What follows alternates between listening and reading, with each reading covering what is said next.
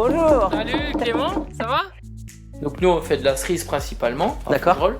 Et nous sur la ferme on a développé un petit peu aussi, on fait de la mirabelle, de la prune et puis un peu de poire. Ok. Voilà, donc il y a 11 communes qui font partie de l'aire d'appellation autour de Fougerolles. Notre production elle est en pré-verger, donc D'accord. si tu veux c'est des arbres qui sont assez espacés entre arbres et entre rangs. C'est cette façon-là de produire qui est spéciale par rapport à du verger plus classique et entre guillemets intensif, tu vois. Voilà, on arrive à la distillerie, à l'atelier D'accord. du bouilleur de cru. Maintenant je vais te faire goûter ce qu'il y a. On va remettre là. C'est un canard boiteux. Il Il a qu'un sucre. Bonjour. Salut Clément, comment ça va? Alors c'est comme ça que tu fais du vélo? Exactement. On se relaie. Un coup c'est lui qui me porte, un coup c'est moi. Ah, du temps de nos parents, ça a duré 70 ans les cerisiers. Ah, ça va. Ah oui, oui.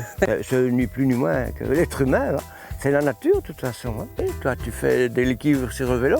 Ouais. Hein, et puis moi, ben, je fais de l'équilibre sur l'arbre. Ouais. Ah oui. Comment? Ah ben attends, je vais te montrer. Ah, alors tu prends la branche, parce que c'est quand même plus facile. Tu tiens la branche, tu grappilles les cerises, tu les mets dedans. Ouais. Et puis la charmotte, eh ben, elle a l'avantage, c'est qu'elle peut tourner. Parce que le cerisier a la particularité d'être très très souple.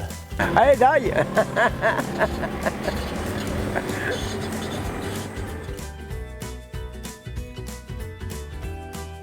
Fougerolles a été un pôle de production d'alcool très important en France, puisqu'en 1900, on comptait ici une quarantaine de distilleries industrielles et 1 à 2 trains qui partent tous les jours de la gare de Fougerolles remplis d'alcool pour irriguer le marché français et européen. Et contrairement au vin qui est bonifié dans des caves, les eaux de vie sont bonifiées dans des greniers.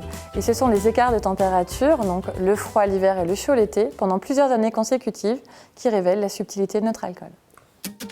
Tout commença en 1996 par une belle nuit étoilée où j'ai rêvé que j'étais capable de faire du vélo en marche arrière. Du coup, le lendemain matin, je prends mon vélo, je m'assois sur mon guidon, prêt à partir en marche arrière comme dans mon rêve.